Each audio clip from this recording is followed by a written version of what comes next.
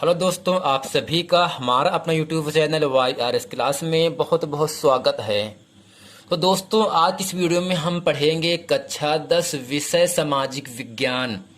यानी सामाजिक विज्ञान में जो आपका पहला लेसन है, पहला पाठ है, यूरोप में राष्ट्रवाद का उदय। तो उदय का मतलब होता है शुरुआत, यानी यूरोप में किस प्रकार राष्ट्रवाद का प्रारंभ हुआ, राष्ट्रवाद शुरू हुआ।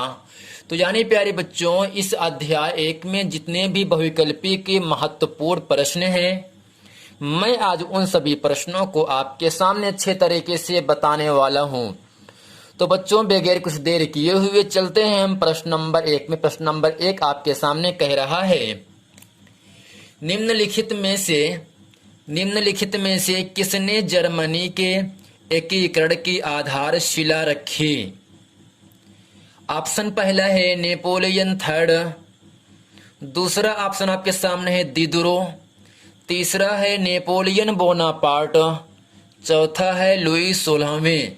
प्यारे बच्चों, प्रश्न आपके सामने कह रहा है, किसने जर्मनी के एकीकरण की आधारशिला रखी? ऑप्शन पहला नेपोलियन थर्ड है, दिदरो है, नेपोलियन बोनापार्ट है, चौथे ऑप्शन पर है लुई 16वें।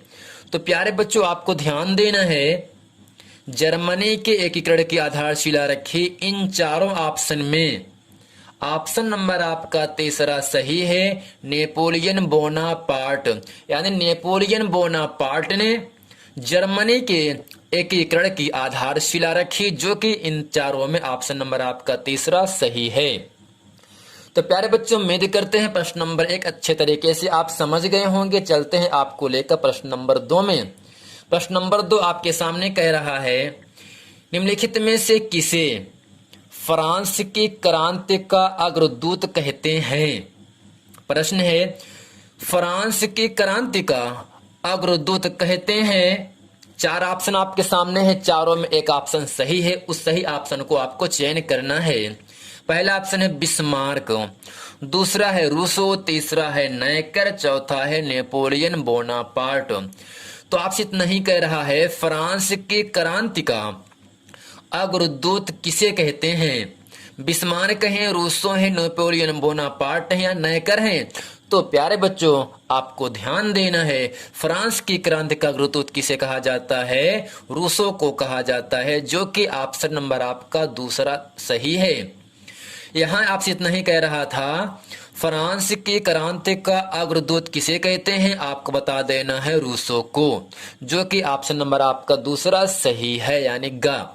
प्रश्न नंबर 3 आपके सामने कह रहा है, सामाजिक उपबंध नामक पुस्तक का लेखक कौन था? यानी प्यारे बच्चों, एक रचना आपके सामने है, एक पुस्तक का नाम है, उस पुस्तक का नाम क्या है? सामाजिक उपबंध।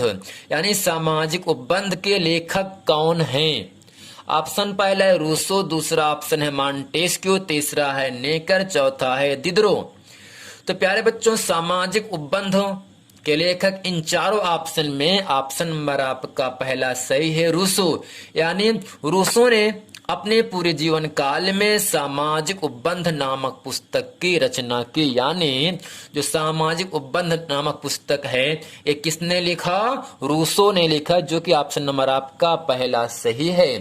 प्रश्न नंबर 4 आपके सामने कह रहा है, विश्वकोश नामक ग्रंथ की रचना किसने की? यानी प्यारे बच्चों, इस प्रश्न में एक रचना है, वह रचना किसने लिखा? विश्वकोश नामक ग्रंथ की रचना किसने की थी?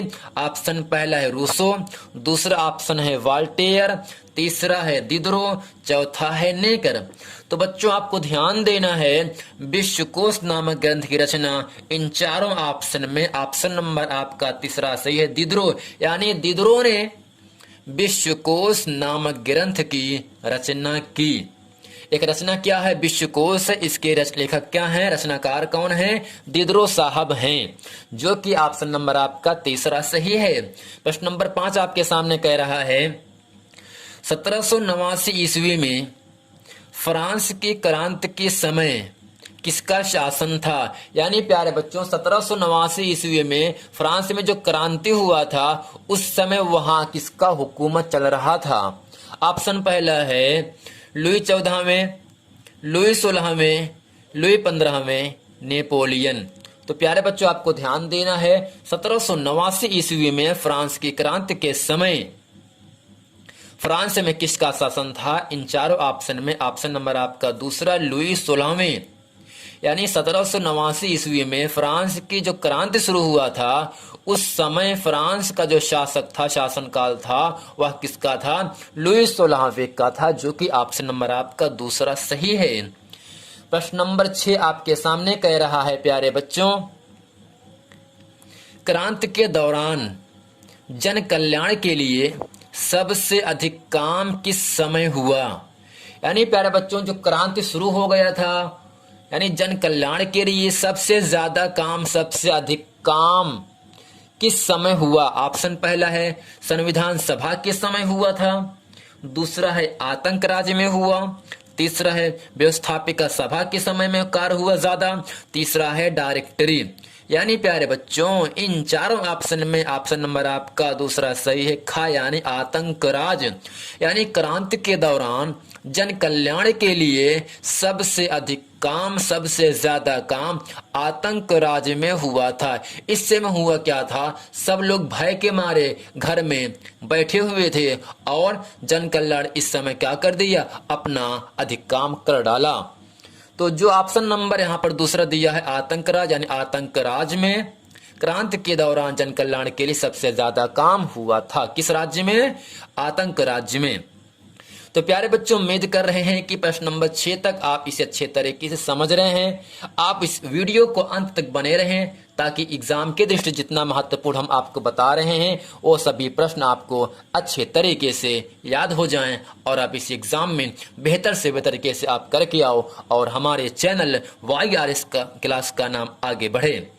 प्रश्न नंबर 7 आपके सामने कह रहा है, फ्रांस की क्रांति में मुख्य भूमिका किस वर्ग की थी? ऑप्शन पहला है कृषक वर्ग, दूसरा है कुलीन वर्ग, तीसरा है मध्यम वर्ग, चौथा है मजदूर वर्ग। तो प्यारे बच्चों प्रश्न है फ्रांस की क्रांति में मुख्य भूमिका किस वर्ग की थी? इन चारों ऑप्शन में ऑप्शन नंबर आपका तीसरा सही है, मध्यम वर्ग। यानी जो फ्रांस की जो क्रांति हुआ था उसमें मध्यम वर्ग की अधिक महत्वपूर्ण भूमिका निभाई थी, जो कि ऑप्शन नंबर यहाँ पर आपका तीसरा सही है। प्रश्न नंबर 8 आपके सामने कह रहा है, बैंक ऑफ फ्रांस की स्थापना किसने की थी? प्रश्न है बैंक ऑफ फ्रांस की स्थापना किसने की? ऑप्शन पहला है नेपोलियन बोनापार्ट, दूसरा है लुई 16वें, तीसरा है लुई 14वें, चौथा है जॉर्ज 3rd। तो प्यारे बच्चों आपको याद रखना है फ्रांस बैंक ऑफ फ्रांस की स्थापना किसने की थी? इन चारों ऑप्शन में ऑप्शन नंबर आपका पहला सही है, नेपोलियन बोनापार्ट। यानी नेपोलियन बोनापार्ट ने बैंक ऑफ फ्रांस की स्थापना की थी। प्रश्न नंबर 9 आपके सामने कह रहा है, जो कि इस वीडियो का अंतिम प्रश्न होगा। 9 कह रहा है, ऑस्ट्रिया के साथ पर्शिया का युद्ध कब हुआ? यानी प्यारे बच्चों ऑस्ट्रिया है, एक दूसरा है पर्शिया, इन दोनों के बीच एक युद्ध हुआ था। वह युद्ध किस सन में लड़ा गया था? ऑप्शन पहला है 1860 ईस्वी में, दूसरा है 1863 ईस्वी में, तीसरा है 1865 ईस्वी में, चौथा है 1866 ईस्वी में। तो बच्चों आपको ध्यान देना है ऑस्ट्रिया के साथ पर्शिया का जो युद्ध हुआ था इन चारों ऑप्शन में ऑप्शन नंबर आपका चौथा सही है, 1866 ईस्वी में। यानी सन 1866 ईस्वी में ऑस्ट्रिया के साथ पर्शिया का युद्ध हुआ था। तो ये था प्यारे बच्चों कक्षा 10 विषय सामाजिक विज्ञान का जो आपका पहला अध्याय है, यूरोप में राष्ट्रवाद का उदय। इस अध्याय में जितने भी बहुविकल्पी के महत्वपूर्ण प्रश्न थे मैं उन सभी प्रश्नों को आपके सामने अच्छे तरीके से बता दिया। तो बच्चों हम उम्मीद करते हैं यह वीडियो आपको बहुत अच्छे तरीके से समझ में आ गया होगा। यदि ये वीडियो आपको समझ में तो वीडियो को लाइक करें, कमेंट करें और चैनल को सब्सक्राइब जरूर करें ताकि आने वाला वीडियो आप तक आसानी से पहुंचता रहे। आप लोग केवल वीडियो को देख लेते हैं, सब्सक्राइब नहीं करते हैं, हम समझ नहीं पाते हैं क्या आपको ये पूरा वीडियो समझ में आया है कि नहीं आया है। इसलिए हम आपसे निवेदन करते हैं कि आप वीडियो को देखें और कमेंट जरूर करें। मिलते हैं अगले वीडियो में, तब तक के लिए थैंक यू।